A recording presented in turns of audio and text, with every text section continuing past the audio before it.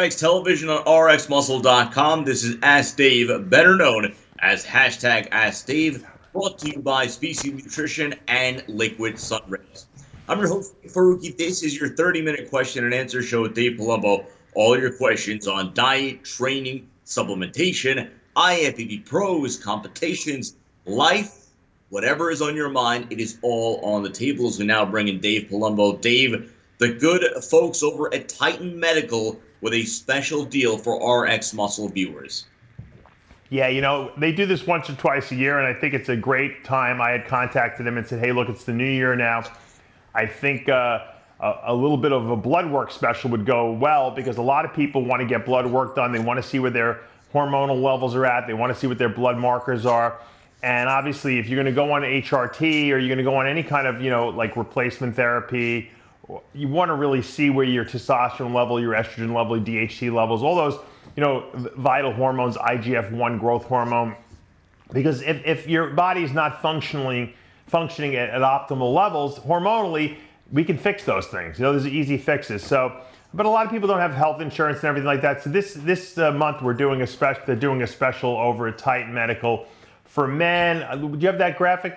Put that graphic up there, because for men, it's going to be $130 for an entire blood panel, which is normally over $200. For females, it's a little more expensive because they have the estrogen progesterone panels. That's $175. Normally, it's over $300 for women. So these specials, you just call up and you tell them, RxMuscle Dave Palumbo sent you, and they'll do that. And once you got your blood done, then you can get on HRT. You can have them prescribe testosterone, HCG, Arimidex. If you're women, they prescribe low-dose testosterone and some other, things to balance your hormone levels out. And this is something that, you don't have to worry about because it's coming from a legitimate American compounding pharmacy. It gets mailed to you in the mail in a package with a prescription.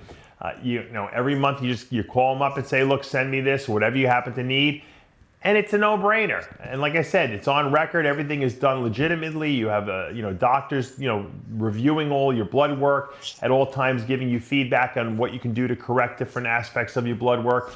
And once again, a lot of people out there just don't have the health insurance to be able to do it. And now is a great opportunity with this reduced pricing here from Titan to get all your blood work done, no excuses, even if you did it once a year when they would do this special. And it's peace of mind, and this way if your kidney function's high and you need to address it, now you know. If your thyroid's low and you need to go on thyroid replacement or go see an endocrinologist, then you fix that. If it can be fixed at Titan, then they'll prescribe whatever you need. So this is just, I can't stress, there's certain things in life that you don't skimp on. This, for $130 for a full blood panel, if you don't have insurance and you don't get blood done on a regular basis, this is a no-brainer. And like I said, once you get the blood done, you can go right into the HRT aspect of getting testosterone replacement, et cetera, estrogen blockade, HCG, Clomid, anything you need if you want to do the baby making protocol that I put together. These are things that you can do at Titan Medical, and it all is predicated on you first getting that blood work done. So take advantage of this special discount. Tell them Dave Palumbo and RxMuscle sent you. Again, their website is TitanMedicalCenter.com, where you can call them at 727-389-3220. Let's go to the questions. The first two questions from the Dave Palumbo Experience app. The first question, Dave, how are the test results coming back on the people that are testing their GH with the new GH testing kits? Could you reveal any that has not tested positive as GH? Yes, I would say, of the people, we sold a lot of kits already. So there's a lot of people obviously who are very smart to get these kits because you're spending thousands of dollars on growth hormone. You better test it to see if it's real at least. We've sold a couple hundred of these kits already. So luckily, this test is available. And I would say probably I've got feedback from about maybe 20 people and who've shown me like a picture of the little test strip. 2 lines means it's fake, 1 line means it's real. I would say it's 50-50 at this point. Probably about 10 guys or whoever tested them told me that they showed me testing strips that actually revealed real growth hormone, and about 10 were probably fake. So I've saved a lot of people money who were buying fake stuff, and a lot of those people thought it was real. They said, I could have sworn it was real. Some of them told me, I didn't really feel anything. I'm glad I know now because I'm going to go for a different brand. The people who actually found out that their stuff was good felt really validated, because now they're like, all right, at least I know that I'm spending my money on something that's legitimate. And it's amazing. It's a great test. It took us a long time to get this made. Bill Llewellyn should be applauded for spending the money to have this test created. Now there's no excuse. You go to DavePalumbo.com, you buy the GH testing kit, and you test your GH, and you know. And what I would recommend you do is, once you test the kit and find out it's real, buy only that lot. Make sure you get the same lot expiration date, so that, because pretty much all those kits are going to be made from the same manufacturer at the same time. They're good. Now, if you have to, if let's say your supplier tells you, okay, we don't have any of these left, we have to go to a different, different brand or whatever. Now you're gonna have to retest it, unfortunately, because you don't know if that one's good. So once you find that something's good, buy a lot of it, so at least you got it in your drawer. Second question, again from the Dave Palumbo Experience app. Cyclical diet that you have listed in the app. How many days on keto? How many days carb fueled do you suggest? I always start, especially men, mostly men, I start them off on some days of protein and fat exclusively, meaning pretty much no carbs, what people would call a ketogenic type diet. And then I do, a couple days of protein, vegetables, and carbs, a little lower fat. When I put the carbs in, I lower the fats a little bit. And that's what that means, is they're not on a ketogenic diet to start with. They're just having some days that are zero carbs, and then some days that have some carbs. And I play around with the amounts of them, depending on how much weight the person needs to lose, depending on how fast their metabolism is. I work with people who come to me and they need to lose 50, 60 pounds. And I'm like, I'm putting them right onto a ketogenic diet, because I know that that's going to maximize fat loss and is going to help them get in shape quicker. But then I have people who come to me and I can tell they have fast metabolisms, they don't have an excessive amount of body fat. I'm going to keep them on carbs as long as I can. And I'll just pepper in a couple of low carb days, or the very low carb days. Every maybe 3 or 4 days, I might give them a low carb day. And a lot of times it's funny, people get to the no carb day, they're like, I kind of enjoyed that day. It was like, I didn't have to eat all those carbs, and I had a lot more fat and I felt fuller. And I said, well, you're not gonna like it as much when you have to do a lot of them in a row. But once again, that becomes a coaching decision. And the coaching decision is, what are you dealing with metabolism-wise? How do you assess your clients? And should they be lower carbs? Should they have less carb days, or should they have more carb days? And that's all trial and error, depending on how their body responds. I'd rather give them too much food to start and then eliminate it, rather than give them too little at first and have to add more. Both solutions can be fixed, but I always try to give a little bit more than they need.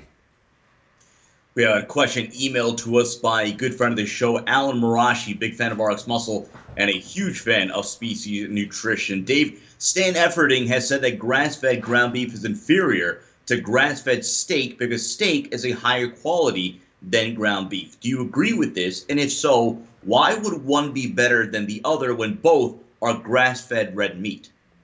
Well, I think the fat content is essentially the same. I think he means just the cut of meat in general. I mean, there's different cuts. I mean, I personally like the top round cut. The top round is the leanest, highest amount of protein. In other words, the leaner the cut of beef, the less fat, the more protein, because it's the same weight, but you're just getting less fat in there. Now, some people like high fat meats because they're marbled, they're softer, they taste, they're not as chewy. But, from a practical standpoint of building muscle, you want the leaner cuts of beef. They still have the same benefits as beef, but you're not getting as much fat, you're getting more protein per gram. So once again, I always went for the top round London broil cuts. Even filet mignon, even though it's a little bit more marbled, it's still relatively lean. Ground beef, what they do is they take, they might take a top round and they grind it up, and then what they do is they add fat to it. Pure fat they grind up in it, up to a certain point. Now, if you have a 93%, lean beef, okay, which is pretty lean, you probably don't have much fat added to that. But if you're using an 80% beef, ground beef, you're getting, who knows where the ground beef, what they're grinding up, what part of the steak, of the cow they're grinding up. It might not be such a great cut and to begin with. And then they're adding more fat to it to bring it up to only 80%. And so they're padding it with fat. So in a sense, he's right. You're getting more, marbling and fat in there. And that's why burgers taste so good, because they're so soft, because there's a lot of fat in there. Whereas a piece of steak, a very lean steak, you're going to get more protein per gram, because of the fact that there's less fat added into it. And that's just, I mean, basic logic. Now, in the off season, a lot of times, if you're eating, 10 ounces of ground beef, you're still getting a lot of protein in there, but you're also getting a lot of fat. Now, when you're dieting, I like to eat leaner cuts of steak because I want to get more protein and not as many calories, because if you have too much fat, it's going to make it hard to lose weight. Let's go to the Instagram questions. If you're not following us, our handle is official_RxMuscle. A lot of questions. You'll see how many we can plow through. Kayan.kn, what's the most common mistake competitors make during peak week? And he goes on to ask about the ideal strategy for peak week. It's a loaded question in and of itself. Most common mistake during peak week? They screw with their electrolytes. I mean, they start salt loading, they start water loading, they start restricting, they take diuretics too early. People always mess themselves up when they mess with electrolytes, fluid intake, and diuretics. That's the biggest mistake. That's why probably one of the biggest services that I do, that I have the most people sign up for, is my last week contest prep. I charge $100 for the last week, and I just walk them through the last week. It's every day they send me updates. I do their carb depletion, carb loading. I do deal with the sodium, water, and diuretics, because people just don't know. It's like to them it looks like it's calculus. They just are like, what am I going to do? And they listen to all these crazy online things, and they always make mistakes. That's, I would say, is the number one mistake that people make at the end, is they just don't understand sodium water balance and stuff like that. And because of that, they make a lot of foolish errors and judgment calls. Let's go to Travis and Ruben. I have a question. Currently, I supplement my diet with a multivitamin, mineral fish oil, and glucosamine. My multi is 3 pills a serve. I take 4.5 grams of glucosamine daily and around 18 grams of fish oil. I currently space it evenly across 3 servings, morning, mid-afternoon, and night. Is this the best way to take these, or should I go or take them all in one go? No, I think dividing vitamins is always a good idea if you can do it. I'm so lazy and I can't remember anything. I usually take everything in 1 shot or 2 shots. If you could divide it over 5 shots, it's probably better. But like I said, it's a matter of, do you have time to remember to take all these pills every day? Because invariably what happens is you wind up with a pocket full of pills at the end of the day, and you're like, oh my God, I took nothing, because you have so many different dosings to do. He's taking a lot of fish oil from what he's telling me. I hope he's balancing it with the right amount of omega-6 fat, especially coming from evening primrose oil.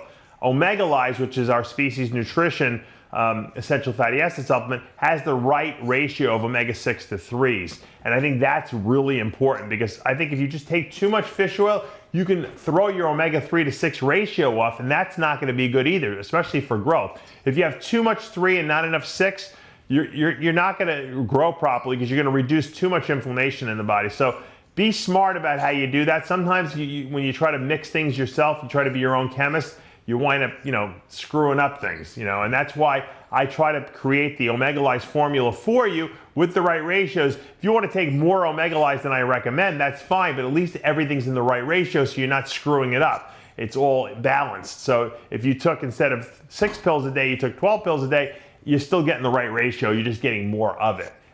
Whereas I think if you're just taking one of the essential fatty acids, you could throw the balance of the other off, and that is a problem. Let's go to Tube Klein. I'm going to throw in the second part of this question. He wants to know what to do when reaching a plateau size-wise. I'm going to throw in, when do you know you've hit a plateau? Yeah, I hit a plateau, a couple plateaus in my day, but when I was I hit 280, I wanted to get to 300. I was at 289. I couldn't gain an extra pound. No matter how much food I ate, no matter what I did. So I knew I needed to change something and shake something up. And back in the day, I would never go over like 1,000, 1,200 milligrams of testosterone a week. Because I tried in the past to try to increase that, it just made me sick. So I knew that wasn't the thing. I had to do something different. So what I did was I cut back my food for about 3 days. And what it did is it made me really hungry.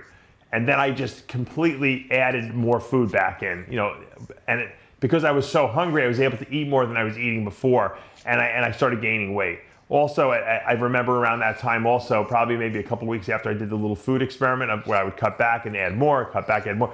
I started IGF-1 for the first time. That was the first time. I don't even know if anyone else had ever used it at the time. This was in '95.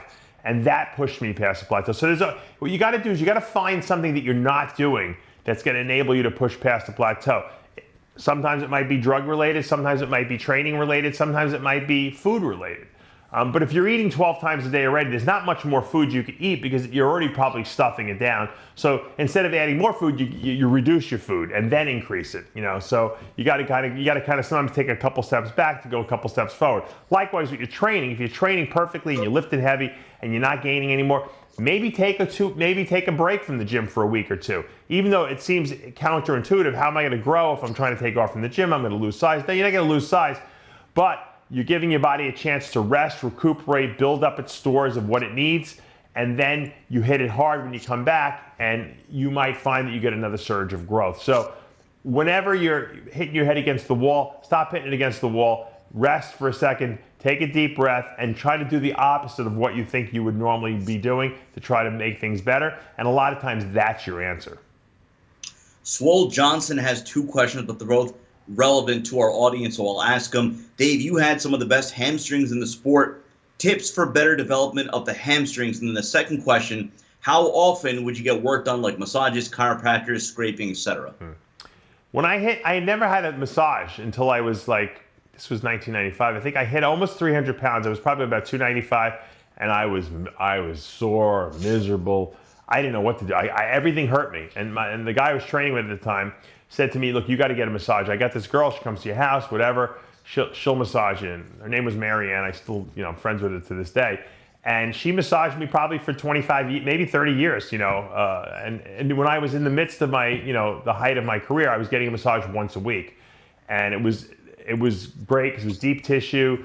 She massaged me through some serious, muscle pulls and little tears and stuff like that, and crazy injuries and stuff like that. And it really helped me recover much, much quicker. And once again, I felt that it was definitely an added benefit rather than trying to, push through. Also, I had a friend, my friend Darling Castro, did a lot of ART and chiropractic on me during that time period as well. So yeah, when you're really big and huge, you're going to have a lot of problems. So you got to have your therapies done. Chiropractic, ART, and massage therapy, to me, are probably the top 3.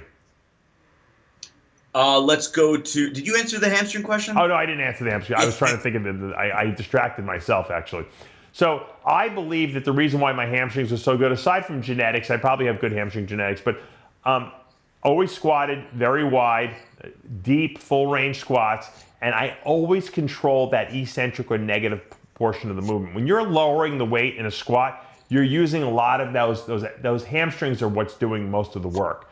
And if you're not just falling into the bucket, before you come back up, because when you're coming up, it's a lot of glute and quad. But when you're coming down, those hamstrings lower you. And if you could really do a good job of really eccentrically lowering yourself under control, you're going to see tremendous hamstring development. And that's what I noticed.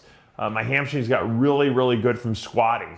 And the leg curls, the one-legged leg curls, the lying, two-legged leg curls were kind of like the icing on the cake. But I really believe it was the slow eccentric movement of the leg press or the hack squat or the regular squatting movement that really was responsible for developing my hamstrings. Let's go to Reamers or Rhymers. Do you still think apple cider apple cider vinegar is beneficial if you're in a ketogenic diet? Should you even use it while on keto? Yeah, I think it's a great adjunct. It helps really neutralize the over acidity in the body. If you have like acid reflux, it reduces that. It's funny. There was a guy out there. I'll probably do a video on it and he was like, putting me down. He's like, oh, Dave Palumbo thinks that apple cider vinegar is going to alkalinize the body. It's acidic. What is he, a moron? Something like that. The bottom line is that it's not the acid in the apple cider vinegar that acidifies your body, that alkalinizes your body. It's the apples themselves. It's the ash. I'm not just telling you to use apple cider vinegar. I'm telling you to use the apple cider vinegar with the pulp in it. It's the whole apple in there. It's the ash part of the apple cider. Of the apple that actually is what alkalinizes the body. It's those minerals. It's all the calcium and magnesium in there. All these things that help neutralize acidity in the body. And that's really what alkalinizes the body. There's different foods. If you ate, a lot of greens, that would alkalinize your body too. So the apple cider vinegar is a great tool because it does multiple things in the body. If you put acid into your stomach and you have an over-acidification, it tells your body stop producing so much acid. So it cures, that acid reflux type of situation or indigestion you might get because it tells the body stop producing hydrochloric acid. And you're using a very dilute acid to do that. So you're getting a light dilute acid in exchange for the shutting off of a very highly acidic acid, in hydrochloric acid in the stomach. And that's why your stomach feels better and you don't get the burps anymore, and that goes away. And the reason why your body gets alkalinized is from the other part of the apple cider vinegar, which is the apple that's in there. And that's the discrepancy. Let's go to Jeff Jevnikar. How would you nurse a strained bicep or pec tendon? Would you stop pressing? Would you deload? Or would you stop training chest completely? I find it very hard mentally not to train. Yeah, I mean, when you hurt yourself, it sucks, that you have to back off a little bit, and no one wants to do that. And that was probably the hardest thing I'd have to do during my career if I pulled the muscle. What I would normally do is just go to the gym and baby it. If I didn't feel an actual tear in the muscle and I just felt the pull, I'd probably go to the gym and use machines for the first workout, very light, just squeezing, not putting any strain on the muscle, too heavy. And then if I tolerated that well, the next workout, the following week, I would maybe challenge the muscle again, once again with machines, because the machines control that side-to-side movement, the stabilization necessary, which is usually what irritates an injury. And I would get a little heavier. If I wasn't feeling pain, I'd push a little, challenge the muscle a little bit.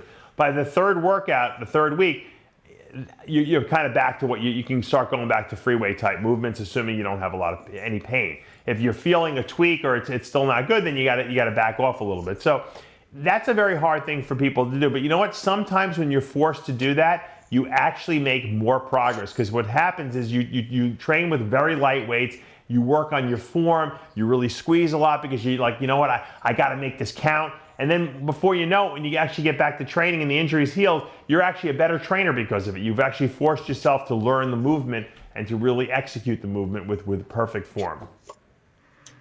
Let's go. We have still a lot of questions to go. Big English Dave, is regular supplements like multivitamins and fish oils and joint products a strain on the liver? Now, before I continue the question, you just did a rant about the liver, about liver health, which will be going up shortly at RxMuscle.com. This is a huge subject at work. Please clear this up for me. So I guess vitamins, minerals, fish oil, so on and so forth, is it putting a strain on the liver?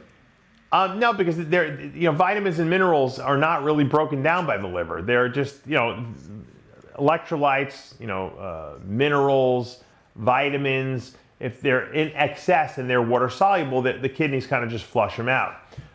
If they're fat soluble, some of them can be stored in the liver. Some of them, that we thought were stored really are not stored. Like vitamin D usually gets used up. Vitamin E is usually used as an antioxidant. So they're not really putting a strain on the body. Vitamins are healthy for the body. Now, obviously, if you took excessive amounts of them, you might put a strain on your kidneys. But how many people really take excessive amounts? I'm talking like a bottle a day. I mean, if you took a bottle of vitamin C, you'd be dead from all the acidity in it. So, assuming you're taking the right dosages and the prescribed dosages of things, there's nothing negative about taking vitamins and minerals. And that's a good thing. And a lot of people ask me that question. They're like, I take this handful of vitamins twice a day. Is this something I have to be worried about? No, you're not taking a prescription drug. You're not taking an anabolic steroid. You're taking vitamins and minerals. These are things that are normally found in your foods you're eating. You're just concentrating them into these pills so that you ensure that you're getting the right amounts of them. Speaking of nutrition, Alan Fontaine Jr., not sure if we've addressed this topic before. Your thoughts on using juice for muscle gains, 100% juice, not like concentrate. I mean, he mentions naked in particular. Is there such thing as too much in regards to juice due to the sugar content in juice? Yeah, that's the biggest problem, and that I have. I don't drink any juices. I didn't really drink any juices much when I was competing either, because they're empty, wasted calories as far as I'm concerned.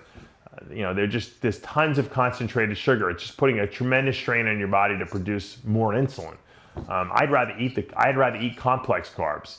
Now, obviously, post-workout, we don't use juices anymore. Back in the day, we did, because there was no, high molecular weight carbohydrates like Carbolyze out there, Vitargo, stuff like that. So we had to use those. But nowadays, when I see people drinking juice, I'm like, what a waste of calories, just filling them up. They're not going to be able to eat the protein and the stuff that actually builds muscle, because sugar doesn't build muscle. We know that. It's just spiking insulin, and if anything, it's making you fat.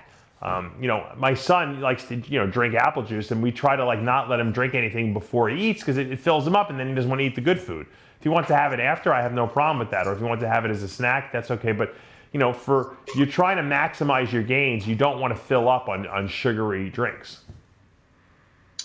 Before we go to the next question, I wanted to give you a quick shout out. We like to do this on episodes of Ask Steve. We like to give a shout out to retailers carrying the Species Nutrition line of products.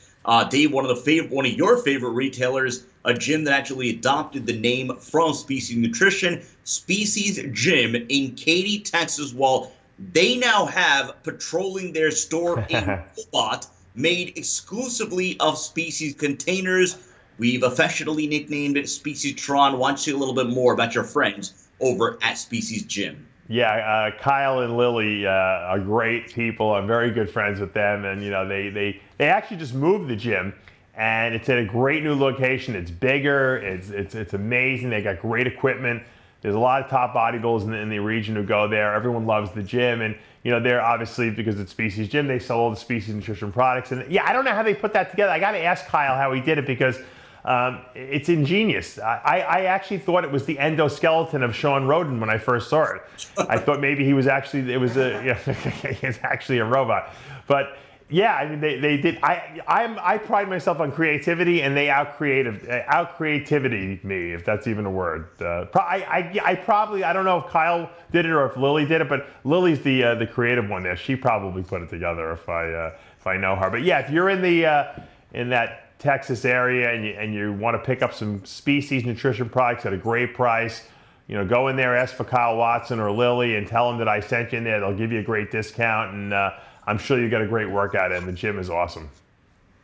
So if you're specifically in the Houston area, Katy, Texas, west of Houston, go check them out. A couple of real quick hitters, Dave. One from eSpec614, getting a lot of questions about Bob Paris. Can you do an interview with Bob Paris? That will be amazing. And then the second one from Cesar JRX.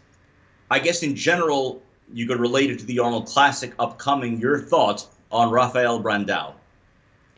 Yeah, I think Rafael Brandao, I think it's pronounced Brandao. At least that's how Aceto pronounces it, and as Chris does his diet. I think he's got tremendous potential. He shocked everyone last year. He was the dark horse, came in and really, placed top 5 at a lot of shows.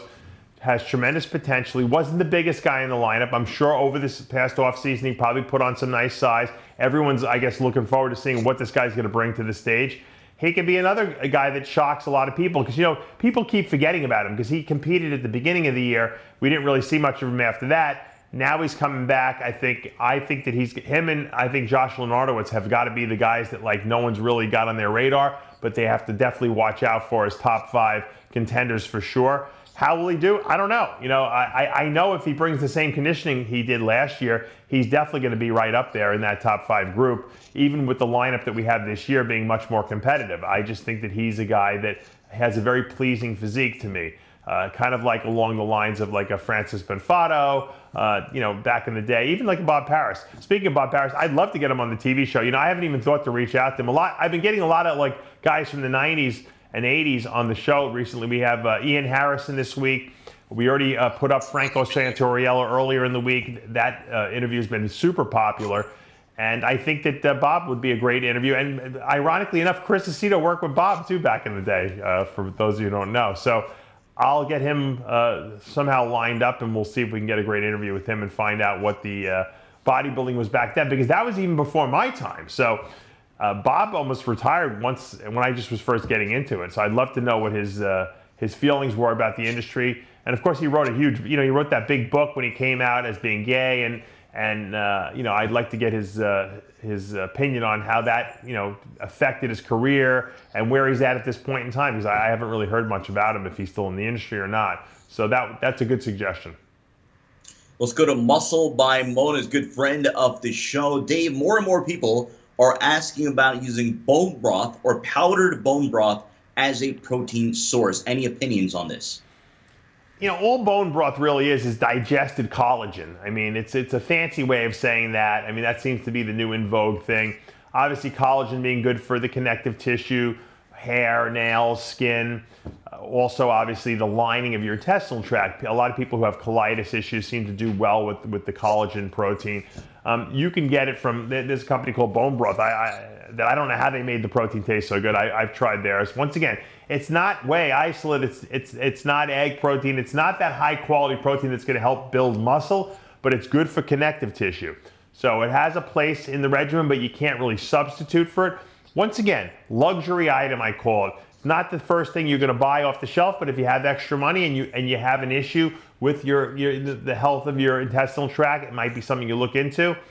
Maybe if your hair, nails, and skin are not so good, or you have a lot of tendon, or ligament, injuries, that might be helpful. You can go to the supermarket and buy unflavored gelatin packets. I used to do that back in the day. I'd tear one packet and I would just put it raw right into my protein shake. It has a neutral taste. You wouldn't even know it's in there, and you're adding a lot of good collagen also. Price-wise, I don't even know. I know that the company that used to make that unflavored gelatin was Knox, Knox. And then when they realized that people like me were doing that, ripping open the packets and putting it in, they started making a joint product. So they actually have joint products with it's the same unflavored gelatin, basically, maybe with a little flavoring system in there. And you can mix it almost like a protein shake. So that's very comparable to the bone. Bone broth is made from like bones and stuff like that too.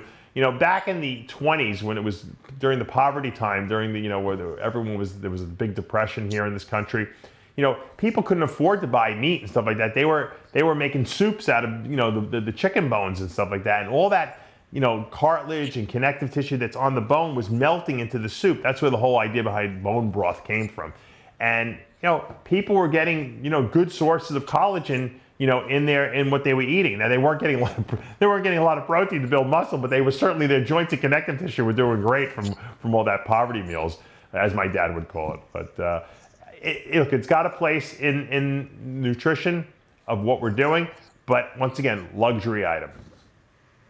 Reminder right now at RxMuscle.com and, of course, the RxMuscle YouTube channel, our interview with Blessing Awodibo. That's the final interview from our series of interviews at the 2018 Dubai Muscle Show. The man they call the Boogeyman really made a splash in the scene, earning his IFBB Pro card this past year, and looks to really, as he said in his own words, take over the IFBB Pro League, one of the biggest characters in the IFBB Pro League. Check it out, Blessing Awodibo with Dave Palumbo right now at RxMuscle.com. Let's go to Cameron Coates. Is it possible to experience acne on one ester of test but not on another? For example, the only time I've ever experienced acne on cycle was with Sustanon 250, but ran the same cycle overall test dose with Cypionate and never experienced that same acne. Yeah, that's pretty, I've noticed the same thing. With the short-acting esters, where you have a little bit more fluctuation in levels, you tend to see more acne if you're prone to it. With the long-acting esters, Cypionate and Anthate, I never experienced, or I still experienced some acne, but it was not as bad because you have a constant, very steady level. The body doesn't like to be in flux like that, especially hormonally.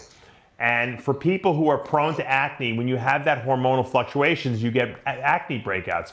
Just like ask a woman during her time of her period or when she's PMSing right before her hormones really start kicking in and things change, that's when they break out because their hormone levels are off. So, if you are prone to acne, okay, you can do there's two things you can do. You can certainly take, DHT blunting or blocking agents, which work. Stuff like Testalize. I know a lot of people use my product, 3 pills twice a day, to decrease DHT levels in the body, and that definitely gets rid of some of the acne. But also, if you stick with long-acting injectables, test Anthate, test Cypionate, Equipoise, Deca, you'll find that you break out a lot less because your levels are much more stable.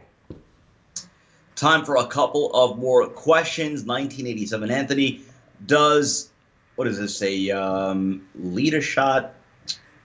Okay, so the shot of testosterone subcutaneously in the lower abdomen with an insulin needle lead to less aromatization compared to intramuscular. I've read it on the internet, but wanted to get your response. Look, I'm not into this whole subcutaneous injections of testosterone or any kind of oil-based esters because I don't know. I worry about it getting trapped in there and not getting absorbed. The stuff works best intramuscularly injected. Whether you inject it intramuscularly, whether you inject it into your eyeball, or whether you inject it under the skin, the aromatization process is the same because ultimately the stuff has to get into the bloodstream. Once it's in the bloodstream, that's when the aromatase enzymes act on it. So it doesn't matter which method you use of getting it into your body, the outcome is the same. So once again, I would stick with intramuscular shots so that you don't have to worry about welts and marks under where you're putting it subcutaneously or getting trapped in inflammatory responses. Just put it deep intramuscularly. Take one more question, and often we save the questions about you, Dave, about your competition career, about you during your bodybuilding career for last. Dan Kino wants to know, what was your average calorie intake at your biggest if you tracked compared to what it is now? Way higher, way higher. That's true. I probably am lucky if I get 2,500 calories in now a day.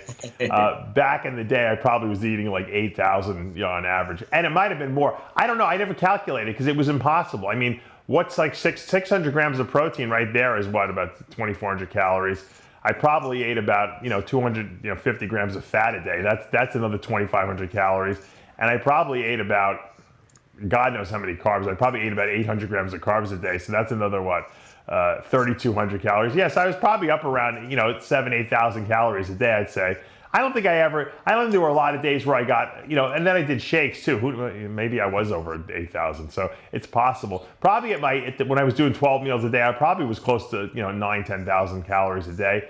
But calories are meaningless because even though I ate a lot of carbs, if you put it in perspective with the protein and fat content I was eating, it was really in proportion. I never really ate an excessive amount of one thing over the other. I always kept everything kind of balanced because I knew that that's the best way your body, I didn't need a ridiculous amount of carbs. I just needed enough carbs to fuel my metabolism. So that's probably why I stayed so lean. I know a lot of guys probably would have eaten a lot less fat and protein than I ate, and they probably would have eaten double the carbs I ate. And I just intuitively knew that 1,500 grams of carbs a day was not going to be healthy for me and was not going to be good for my insulin levels. So I just never was a ridiculous carb eater. But you tell people you eat 800 grams of carbs a day, they say, well, that's a tremendous amount of carbs. I said, yeah, but I was shredded. I had striated glutes and I was eating 800 grams of carbs. I could have definitely handled more than that. But I just never felt the need to have to do more than that. And but that was my metabolism. That was at my peak. When I was first starting, I wasn't eating. I was probably eating 4,000 calories a day. And when I would diet, I'd probably eat about 3,000. So it wasn't excessive. When I got to the point where I had a ridiculous amount of muscle in my body, everything changed. All the rules went out the window. I was not like a normal person anymore. All of a sudden my metabolism went into overdrive all the time, and so. Like I said, things change. Now I never really tested my metabolism. Now I still think I have a good metabolism, but I never tried to add an extra 1,500 calories a day and see what my body would do. Would I get fat, or would my metabolism speed up again, and would I get lean? That might be an experiment I might try at some point in the future. I don't know, but you never know. Right now I feel good, so I'm shrinking by the day still because I can't work out because of my shoulder replacement. I have to wait 12 weeks until I can go back to the gym. I've been doing little silly stuff with this arm. I have a little weight set in my house, but I'm definitely losing weight. I've probably lost about 10 pounds since the surgery, but it happened the last time. But I know the weight comes back fast. I'd rather, at least the great thing is to know that you're going to come back and you're not going to be in pain. You're going to be able to train 100%. That to me is wow, I'm willing to sacrifice 12 weeks of working out and losing a little weight to know that when I do come back, I'm going to feel great.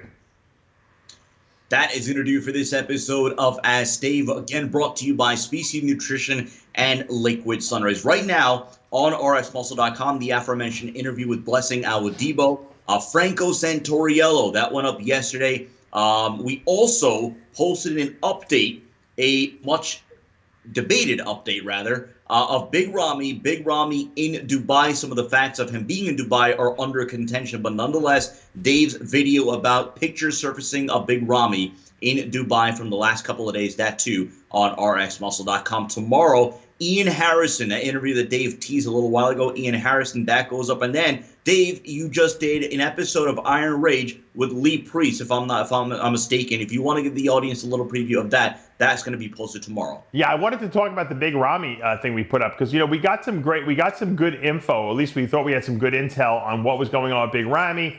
We had heard that he was living in one of the Sheikh's palaces there, and that he was, kind of visiting a lot of different gyms around the area. Turns out Neil Hill texted me, and he actually voice texted me. I actually sent it to you, Sid, so you heard it too.